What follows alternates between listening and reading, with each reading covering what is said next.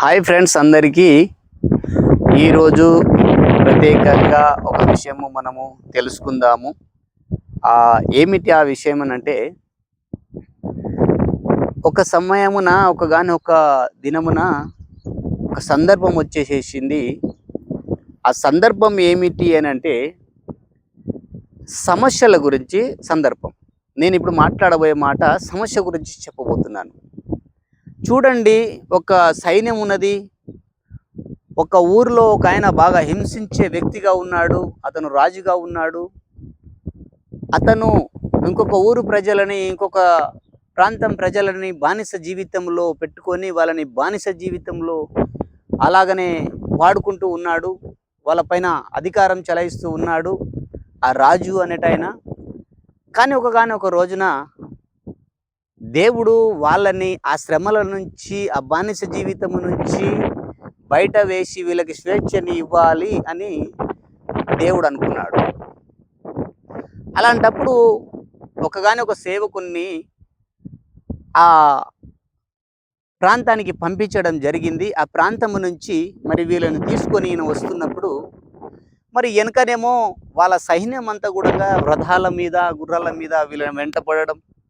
ఎందుకంటే వీళ్ళని అటు పోనివ్వకూడదు, వీళ్ళని వేరే దేశానికి వీళ్ళని పంపించకూడదు, మన దగ్గర ఉంటేనే మనకు మంచి పని చేసి పెడుతున్నారు అని వీళ్ళు అనుకొని వాళ్ళని పోనివ్వకూడదు అని చెప్పేసి వాళ్ళు పోతున్నప్పుడు వీళ్ళు వెంటపడడం జరిగింది. వెంట పడుతున్నప్పుడు ఈ ఇజ్రాయేల్ ప్రజలు అనేవాళ్ళు పోతూ ఉన్నప్పుడు, బానిసల నుంచి విడిపించుకొని పోతున్నప్పుడు మరి ఒక ప్లేస్లో ఒక పెద్ద సముద్రం ఒకటి అడ్డము రావడం ఒకటి జరుగుతుంది. అలాగనే అటు ఇటు చూస్తే చాలా పెద్ద పెద్ద కొండలుగా ఉన్నవి. మరి వెనక చూస్తే సైన్యం తరుముతున్నది.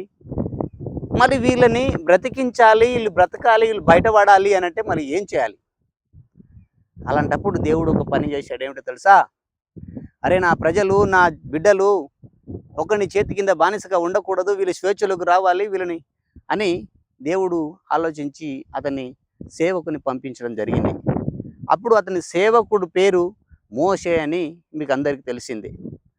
ఆయనతో దేవుని మాట్లాడినప్పుడు ఈ ప్రజలందరూ కూడా అటు ఎటు కాగని స్థితిలో ఉన్నప్పుడు, మరి బయటపడలేని స్థితిలో ఉన్నప్పుడు, అటు చూస్తే ఇటు చూస్తే కొండలు, వెనక చూస్తే సైన్యము, ముందర చూస్తే సముద్రము ఎదురొచ్చినప్పుడు మేము అయిపోయినాము, మా పని అయిపోయింది, మేము చచ్చిపోతున్నాము, మా వల్ల కాదు, ఇంక అయిపోయింది మా బతుకులే, ఈడి వరకు లాస్ట్ అని అనుకున్నప్పుడు మరి దేవుడు అక్కడ మంచి గొప్ప కార్యము చేసినట్టుగా మనం చూస్తున్నాం. ఏంటి ఆ కార్యం అనంటే, తన సేవకుని ద్వారా, తన సేవకుని చేతుల్లో మరి కర్ర ఉన్నది. అయా, ఇగో ఈ ప్రజలు నేను ఇంతవరకు తీసుకొని వచ్చాను, మరి నేను వీళ్ళందరూ కూడా మరి సావు బతుకుల మధ్యలో ఉన్నారు, మరి ఇవన్నీ చూస్తే సిచ్యువేషన్ అంతా బాగలేదు ప్రభువా, మరి నన్ను ఏం చేయమంటావు? వీళ్ళందరూ నా మీద సలుగుతూ ఉన్నారు, అక్కడ నన్ను మంచి స్వేచ్ఛంగా బతికే వాళ్ళము, అక్కడి నుంచి మమ్మల్ని ఇక్కడ తీసుకొచ్చినావు, మమ్మల్ని చంపుతున్నావా అని చెప్పేసి ఆ సేవకుని ఆ ప్రజలు సలిగినప్పుడు దేవుని వైపు మోషే చూసినప్పుడు దేవుడు ఆ మోషేతో చెప్పిన మాట ఏమిటో తెలుసా? ఒకే ఒక మాట చెప్పాడు దేవుడు. మోసే, నీ చేతిలో ఉన్న కర్ర తీసుకొని ఆ సముద్రం మీద వేయమన్నప్పుడు అక్కడ ఆ సముద్రము 2 పాయలుగా చీల్చబడి ఇజ్రాయేల్ ప్రజలని ఆ సముద్రంలోకి వెళ్ళి అవతలికి దాటగొట్టిన తర్వాత ఎవరైతే వీళ్ళని తరుముతున్నారో, ఎవరైతే వీళ్ళని నాశనం చేయాలనుకున్నారో, ఎవరైతే వీళ్ళని చంపేయాలని అనుకున్నారో ఆ జనులే, ఆ ప్రజలే ఆ సముద్రం పాలైపోయినట్టుగా మనం చూస్తున్నాం.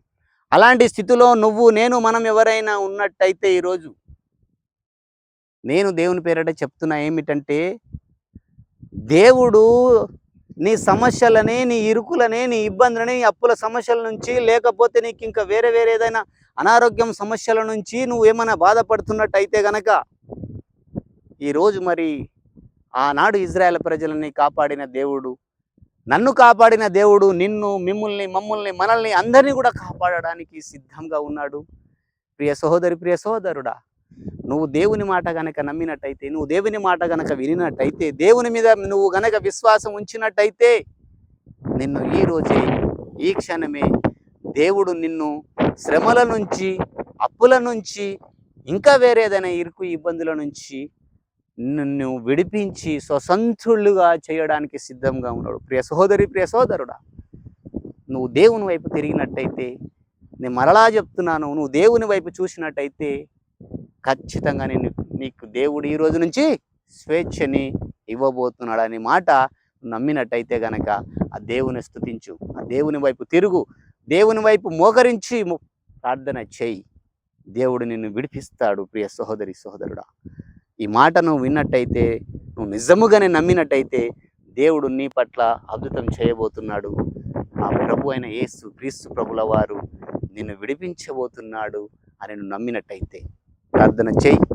ఖచ్చితంగా దేవుడు నిన్ను రక్షిస్తాడు అని పేరట నేను ఈ మాట నీకు తెలియజేస్తూ ఈ చిన్న మాటలు ముగిస్తూ ఉన్నాను.